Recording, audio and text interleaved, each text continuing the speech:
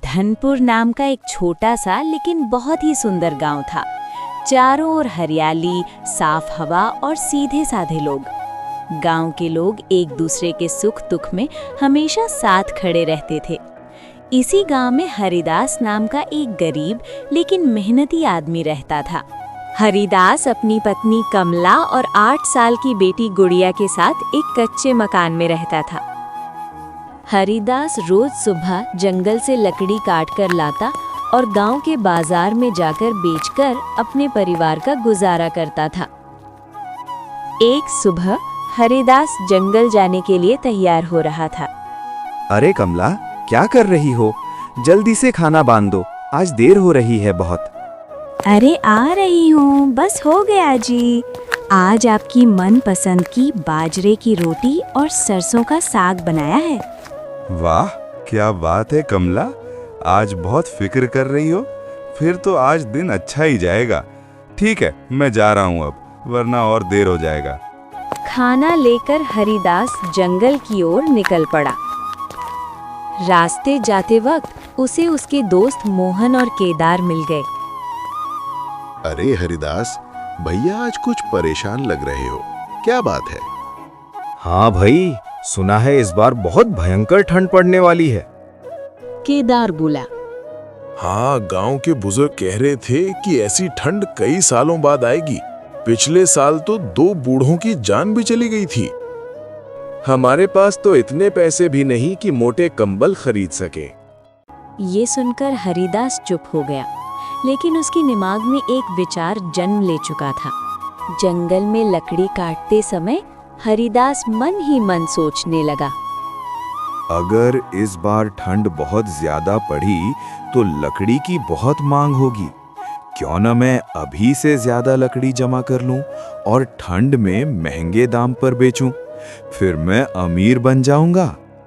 शाम को घर आकर उसने ये बात कमला को बताई। योजना तो ठीक है, लेकिन दाम ज्यादा मत रखना, लोग भी तो हमारे अपने हैं। अरे कमला, तुम चिंता मत करो, सब मैं संभाल लूंगा। मैं जानता हूँ कि लोग हमारे ही हैं। अगले कई दिनों तक हरिदास रोज जंगल जाता और ढेर सारी सूखी लकड़ियां जमा करता रहा। उसने घर के पीछे लकड़ियों का बड़ा ढेर लगा लिया। अब जब ठंड बढ़ जाएगी तो लकड़ियों की मांग बढ़ जाएगी, मैं भी अमीर हो जाऊंगा। अब कुछ दिनों बाद ठंड सच में बढ़ने लगी। ठंडी हवाएं चलने लगी और सभी लोग स्वेटर ओढ़ के घर से निकलने लगे। हरिदास ने घर के बाहर एक तख्ती लगा दी। सूखी लकड़ी 20 रुपए प्रति किलो। गांव वालों को समझते देर नहीं लगी कि हरिदास की चाल क्या थी। देखा केदार भाई, हरिदास ने पहले ही सब सोच लिया था। चलो हम भी जंगल से लकड़ी ले आएंगे और गांव में अच्छे दाम में बेचेंगे। लेकिन उसी रात तेज बारिश हुई। जंगल की सारी लकड़ियां गीली हो गईं। सुबह हरिदास खुश था। उसने अपनी पत्नी कमला से बोला, अब कोई जंगल से लकड़ी नहीं ला पाएगा, क्योंकि सारी लकड़ियां पानी से गीली हो गई हैं। अब हमारी और अच्छी कमाई होगी। हरिदास ने दाम बढ़ाकर तख्ती बदल दी और लिख दिया, सूखी लकड़ी 40 रुपए प्रति किलो। जी, ये गलत है, लोग मर जाएंगे, दाम कम कर दीजिए। अब मुझे कोई नहीं सिखाएगा, मैं जो चाहूं करूंगा। एक दिन एक बूढ़ा आदमी कांपता हुआ आया।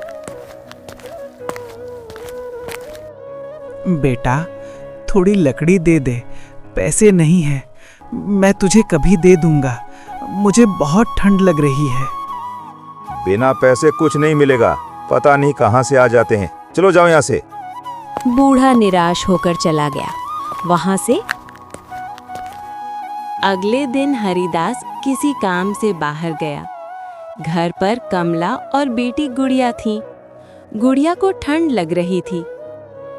माँ, मुझे बहुत ठंड लग रही है। घर के अंदर रखी लकड़ियों में से उसने एक जलती हुई तीली डाल दी। लकड़ियां सूखी थी। कुछ ही पलों में पूरा घर आग की लपटों में घिर गया। माँ माँ माँ माँ बचाओ मुझे माँ। लकड़ियाँ सूखी थीं। कुछ ही पलों में पूरा घर आग की लपटों में घिर गया। कमला बाहर से चिल्लाती रह गई, पर गांव का कोई भी व्यक्ति उसकी मदद नहीं किया और गुड़िया घर के अंदर ही रह गई। शाम को हरिदास लौटा। जलती हुए घर और रोती हुई कमला देखकर वो टूट गया।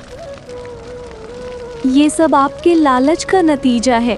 अगर आप लालच न करते तो आज हमारी गुड़िया हमारे पास होती।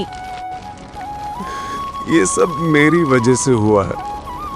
हरिदास अपनी जली हुई झोपड़ी के सामने बैठा था।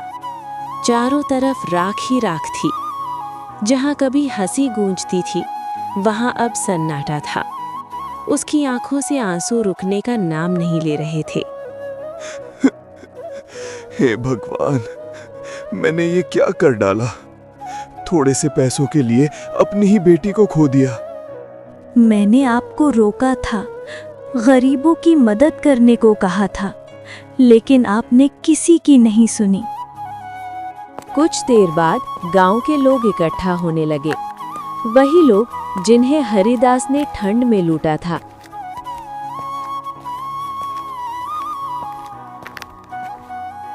जो दूसरों के दुख पर हंसता है, एक दिन खुद सबसे बड़ा दुख पाता है।